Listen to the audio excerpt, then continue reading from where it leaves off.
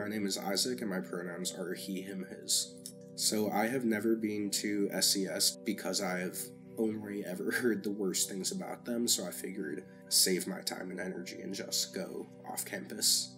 So what I've heard about SCS is that they're horribly understaffed, which would make sense because it's an internal health department for a university with a limited budget, and that scheduling it is a nightmare similar to student health and other services on campus, and that it is just relatively inaccessible, as well as I've heard not such great things about the therapists that are on campus. So I think that SCS should be much more transparent about what it offers and what it's here for, and it should be publicized more often by the university administration outside of, oh, in the event of a crisis, go to SCS, or, oh, if you're feeling down, go to SCS, and the few posters you'll see around the residence halls about it. And then I also think that just increased funding for more and better trained staff would be really effective. Walk-in appointments somewhere on campus, especially as it gears towards midterm and final season. Okay, yeah, so I think that hotlines would be great. I know that there's another student-organized service on campus, Lean On Me. That seems to be a good resource for sort of like a hotline, and I also think that group therapy, and also I think that would sort of serve to destigmatize mental health.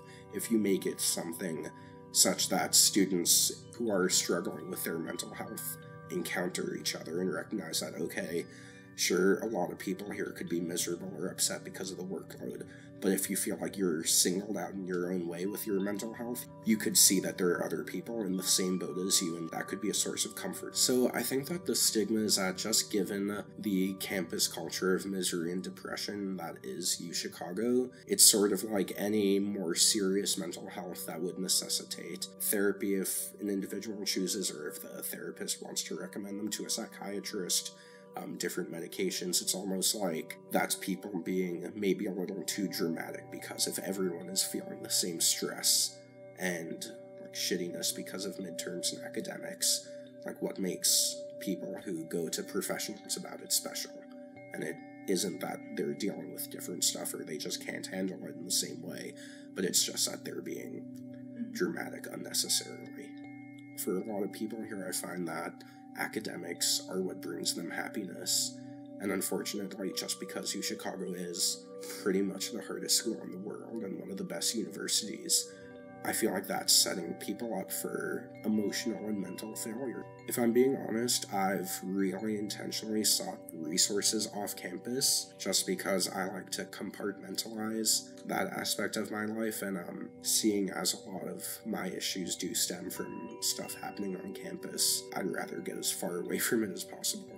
I think that a lot of people do struggle with it, but don't know how to address those issues. Like, I've been in therapy for a very long time, especially before coming to this university, so I knew how to handle mental health issues and where to turn to. And I feel like publicizing and making it more okay for people to go to some sort of mental health counseling, be it in SCS or not, that could just really be helpful for people to get in touch with themselves and to honestly ask themselves, is my mental health right now okay, or should I seek professional help? I think that a lot of times that question doesn't even get asked because of stigma and also just lack of knowledge about resources and the realities of what mental health could look like. If there are pictures of depressed people not leaving their beds every day, or anxious people having breakdowns in public, that's not how mental health looks for everyone, and by educating people on the different forms it could take will help spread awareness to it and touch more people. It's an